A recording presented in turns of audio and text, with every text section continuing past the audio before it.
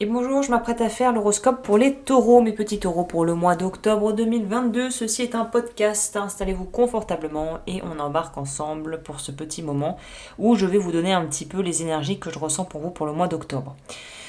Ok, déjà, le maître mot pour vous, c'est préparation. Le mois d'octobre est un mois de préparation. Ça pourrait aussi symboliquement parler de mise à l'épreuve. Alors attention, calmez-vous, c'est pas forcément qu'il y a des choses incroyablement horribles qui vont vous tomber sur le bout du nez ou des tuiles pas possibles. Mais là, il est quand même question de faire preuve intelligemment, d'utiliser intelligemment ses ressources au mieux. J'ai l'impression que là, on est typiquement dans une configuration où vous avez la possibilité de pouvoir amortir la casse parce que vous allez voir le problème arriver. Là, l'idée, justement, c'est pas de rester passif, mais c'est de se dire, si je ressens ce qui se passe, je vois ce qui est en train de se passer, c'est de se dire que vous avez la possibilité justement, peut-être pas de complètement couper dans l'œuf le problème, couper l'herbe, la mauvaise herbe à la racine, mais de se dire ok, vu que je vois la chose arriver, je vais pouvoir m'y préparer. Comme par exemple dans certains pays, notamment je crois c'est pas la côte Floride, c'est côte est. Miami, tout ça, des fois on entend ils ont des typhons, des trucs pas possibles parce qu'ils sont près de la mer.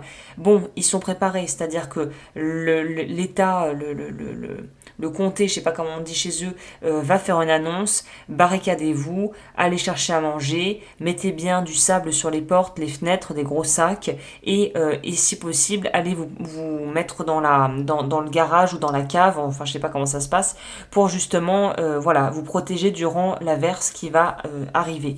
Bah là c'est un peu, on est sur des énergies comme ça. On sait que le risque est là. On sait que la potentialité que ça puisse tourner mal est là. Et on a les ressources nécessaires pour pouvoir, on va dire, absorber une partie de la problématique sans que ça soit vraiment, que ça ait un impact vraiment destructeur dans nos vies. Donc là, pour moi, c'est cette notion de faire preuve d'intelligence, d'être futé, malin, de savoir tirer parti de ses atouts, de savoir protéger et faire fructifier ses intérêts. Et il y a vraiment la notion d'un choix que vous ne voulez pas faire. Et d'ailleurs, toute la problématique, d'ailleurs pour vous, semblerait être une problématique de l'ordre de choix qu'on ne veut pas faire. Comme si on voulait pouvoir garder à tout prix deux options.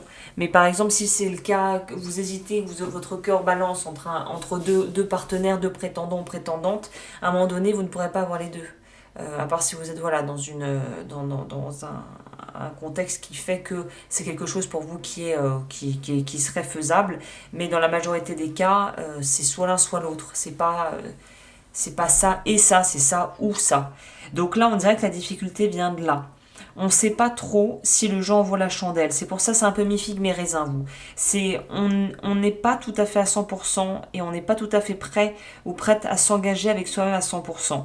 Et de là découle le problème de fond qui fait que vous bloquez votre avancée et votre évolution en refusant le changement. Mais refuser le changement, c'est refuser la vie. Donc il y a quelque chose de pas possible, on ne peut pas renier notre existence propre. Et c'est comme si vous ne vouliez pas souffrir en fait. Vous vouliez absolument rester et que les choses restent telles qu'elles sont, par peur de souffrir plus ou d'être moins confortable peut-être au niveau financier.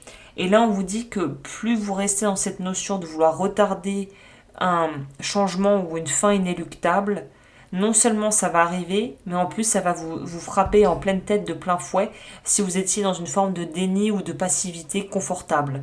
Donc là, non. Là, on vous pousse plutôt à agir, à poser des actions claires, on pourrait dire aussi à verbaliser ce que vous voulez et à vous positionner. Je crois que le maître mot pour vous, ça sera se positionner ce mois-ci. Euh, Sachant qu'en plus, derrière, on nous parle de belles choses à venir, on nous parle de pouvoir remplir finalement sa coupe autrement, de pouvoir être satisfait et de pouvoir être épanoui d'une manière qui est peut-être très différente de ce que ça a pu être jusqu'à présent, mais qui sera peut-être encore plus enrichissante pour vous.